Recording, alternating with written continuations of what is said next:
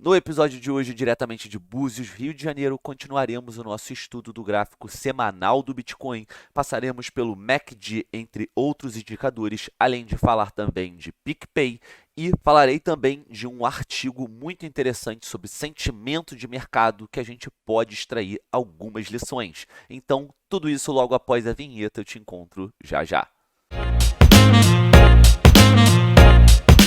Bom, família, agora sim, sejam muito bem-vindos a mais um episódio da Liga Cripto. Caso você ainda não me conheça, meu nome é Mário, muito prazer. Se você já é inscrito no canal, deixa aquele like para continuar apoiando o nosso trabalho. E caso você ainda não nos conheça, já se inscreva, ativa o sininho, porque aqui é informação relevante todo dia sobre o mercado de criptomoedas. Sem mais delongas, indo direto para o nosso estudo do gráfico semanal do Bitcoin, até porque hoje, lembrando, teremos a live do nosso queridíssimo Rodrigão te atualizando sobre tudo do curto prazo. Então fique por dentro aqui do canal da Liga Cripto entre umas 6, 7 horas, que é o horário normalmente que o Rodrigo costuma fazer as suas lives. Mas agora, continuando o nosso estudo, entrando direto no gráfico semanal do Bitcoin, a gente pode perceber que por mais que o dia de hoje tenha sido um dia relativamente movimentado, com uma correção um pouco elástica do Bitcoin chegando a 18 mil dólares e retornando a patamares próximos de 20 mil dólares, o que é mais importante para a gente nesse instante, na minha humilde opinião,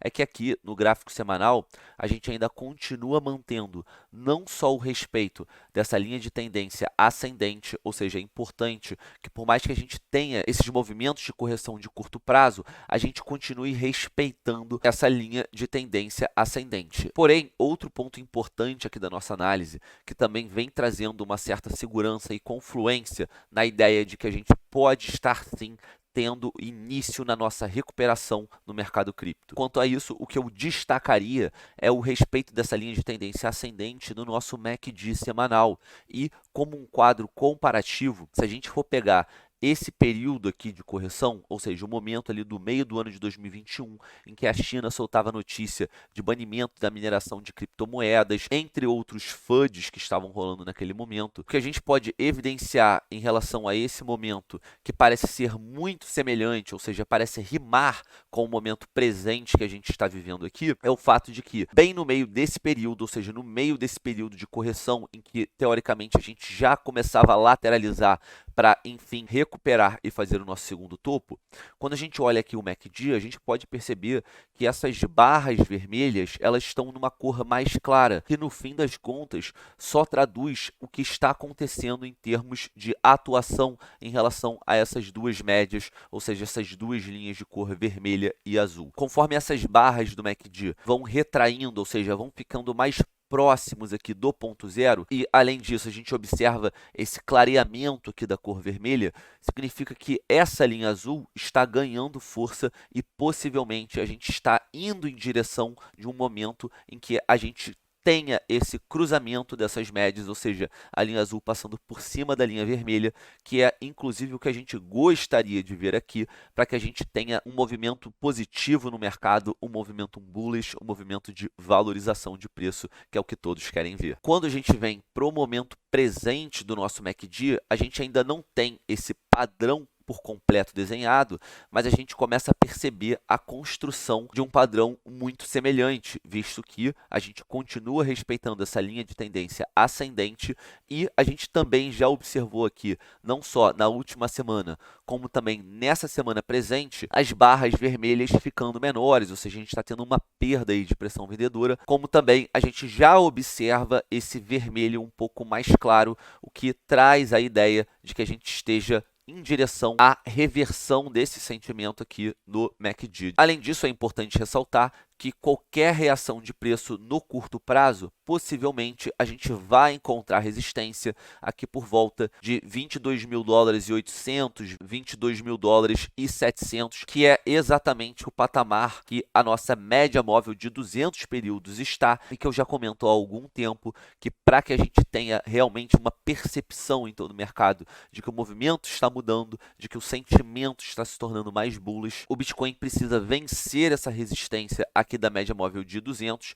e possivelmente seria interessante, depois desse movimento, reutilizar essa média como suporte, não realizar no curto prazo uma passagem abaixo dela novamente, trazendo uma sensação de recuperação de mercado, visto que essa média é uma média muito importante aqui no gráfico semanal, principalmente em relação a esse sentimento de bear market e bull market. Por isso, eu já aproveito para fazer uma pausa rápida, porque tem tudo a ver com o assunto. Se você quer aproveitar essa oportunidade, se você quer começar a estudar e entrar nesse mercado, você tem que começar por algum lugar. E aqui a gente indica uma corretora de confiança, que é a Crypto.com.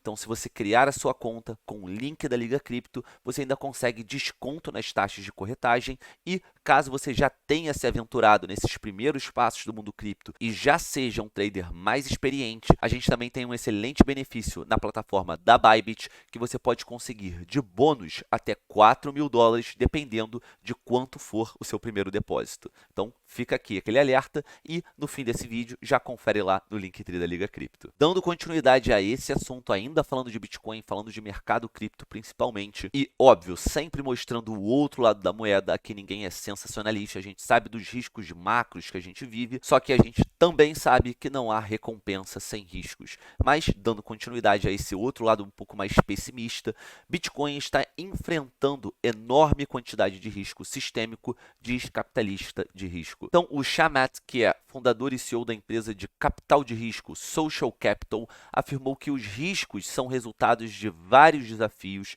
que afetam o setor de criptomoedas, principalmente a falta de regulamentação. Então a gente já sabe hoje dos problemas econômicos que a gente vive. O Bruno tem trazido excelentes atualizações acerca desse tema e, sem dúvida, uma das coisas que também endossa esse cenário bearish é a questão da regulamentação do mercado cripto. Sinceramente, eu acredito que não há muito o que fazer quanto a isso. Eu acho que o futuro vai ser dividido entre estruturas centralizadas e estruturas descentralizadas, assim como é a internet hoje. E, sinceramente, no final das contas, para mim é um caminho inevitável. O Chamath, ele chama atenção aqui para a questão da falta de regulamentação e que isso pode afetar negativamente o futuro do Bitcoin caso não seja feito algo em relação a isso em termos regulatórios. Ou seja, a preocupação dele na realidade, que ele diz aqui, é na ausência de qualquer supervisão regulatória, muito por conta do ambiente cripto como um todo e não especificamente por conta do Bitcoin. E eu entendo a preocupação que ele está trazendo aqui,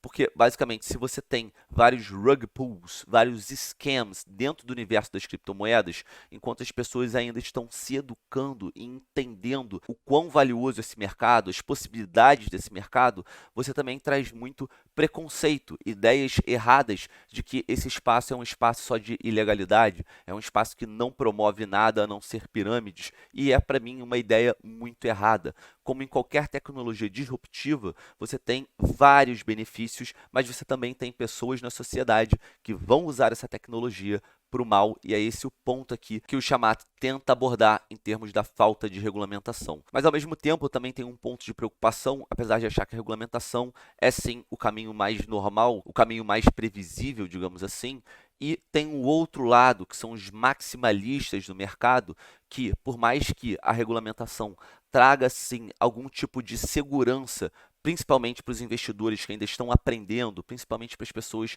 que ainda não têm muita segurança, ou melhor, não sabem como se manter seguras nesse ambiente, a regulamentação, de fato, traz algumas comodidades em relação à segurança. Só que, ao mesmo tempo, se você for pensar de uma maneira mais pura dentro desse mercado, é um mercado que propõe a libertação, é um mercado que propõe a quebra de intermediários. Então, esse discurso de regulamentação e de presença de atuação do Estado nesse mercado não agrada tanto as pessoas que já estão há mais tempo dentro dele, e isso para mim também pode gerar algum tipo de embate, algum tipo de problema em termos de ideologia que eventualmente pode mexer sim com a ação de preço do Bitcoin. Apesar disso tudo, para mim esse é um momento de oportunidade. A gente não sabe se o Bitcoin vai cair mais, só que já está chegando um momento do mercado que eu já não me sinto tão confortável em fazer um DCA tão conservador como eu estava fazendo. Então eu passo a intensificar aos poucos ainda mais se a ação do preço do Bitcoin continuar se mantendo muito próximo de 20 mil dólares. Não tem problema se a gente passa abaixo, mas respeitando aquela linha de tendência ascendente, para que em algum momento a gente faça essa mudança de humor acima da média móvel de 200 períodos. Então, dando continuidade a esse assunto, eu trouxe aqui 15 razões pelas quais os investidores são tão pessimistas. Eu não vou passar pelas 15 razões,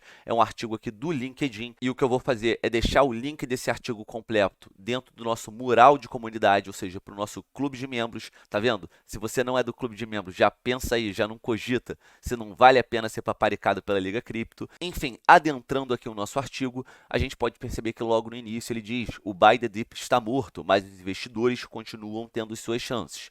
Esse ano foi o segundo pior ano de compra desde 1974. O retorno médio da SP500 após um dia de baixa em 2022 é um dos piores da história. Não tem melhorado muito ultimamente e os mergulhos estão ficando mais profundos. Obviamente, como ele diz, volatilidade como essa é assustadora e dolorosa, mas como Baron Rothschild, um nobre britânico do século XVIII, supostamente disse, a hora de comprar é quando há sangue nas ruas. A gente conhece essa famosa frase. Então aqui ele tem demarcado nesse gráfico momentos semelhantes ao momento de mercado que a gente vive atualmente. Todos esses momentos, obviamente, foram momentos muito ruins no mercado, só que posteriormente a gente percebe que os mercados eventualmente acabam se recuperando, e esses momentos, apesar de não serem evidentes, porque a maior parte das pessoas não está acreditando na recuperação, se tornam excelentes momentos de compra. Um pouco abaixo ele resume alguns insights dessa pesquisa, e ele diz que a SP500 sofreu 15 dias com uma perda intradiária de mais de 2% nas últimas 50 sessões. Isso está entre os maiores ataques de vendas pesadas desde 1962, ou seja, a gente não está vivendo qualquer momento da história de fato. Outro ponto é que instâncias anteriores ocorreram perto dos vales de grandes quedas e, posteriormente, apresentaram um retorno médio de um ano de mais de 21,5%. Para fechar, entre setores e fatores, o melhor retorno em um ano foi para a tecnologia. Então, família, sem conselhos financeiros, vistam suas calças de gente grande e tomem suas decisões. Porque, sinceramente, enquanto você está pensando, os grandes jogadores estão se movimentando. E a PicPay é mais uma que dá um passo em direção à revolução das criptomoedas. PicPay lançará stablecoin com lastro ao real e suporte para pagamentos cripto. Só para fins de conhecimento, a PicPay ultrapassou 65 milhões de registros de usuário no aplicativo esse ano. Então, imagina só a quantidade de pessoas que talvez nunca tenham tido contato com criptomoedas que agora vão passar a ter essa possibilidade, vão ter contato com essa porta, e é isso que eu falo em relação à adoção e o quão importante é esse movimento para a longevidade desse mercado. Além disso, a PicPay não é a única fintech brasileira que está adotando criptomoedas, tá? A Nubank abriu seu capital em dezembro do ano passado e anunciou acordo com a Paxos em maio para começar a oferecer negociação de Bitcoin e Ether em seu aplicativo, e isso é muito verdade. Eu, inclusive, tenho conta na Nubank. Se você descer ali a telinha para baixo, você vai ver que tem ali um passo muito prático e simples para você comprar o seu primeiro criptoativo e você pode descontar direto da sua conta corrente. Então, isso é muito positivo para o mercado como um todo, apesar do mercado como um todo não refletir todas essas positividades em sua ação de preço. Bom, família, esse foi o episódio de hoje. Eu espero de coração que vocês tenham curtido as informações. Se curtiram, deixa aquele like. E eu me despeço aqui na tela do Token Metrics, também observando que o nosso Bullish Breakout retraiu em termos de possibilidade algo em torno de 10% de ontem para hoje. Então fiquem ligados, o mercado está extremamente volátil. A gente ainda pode ter alguma correção um pouco mais assintosa de preço, alguma agulhada que pegue os investidores despreparados, mas ao mesmo tempo eu sigo confiante com a permanência do preço por volta de 20 mil dólares e sigo monitorando o mercado. Grande beijo, grande abraço, até o próximo vídeo. Fui!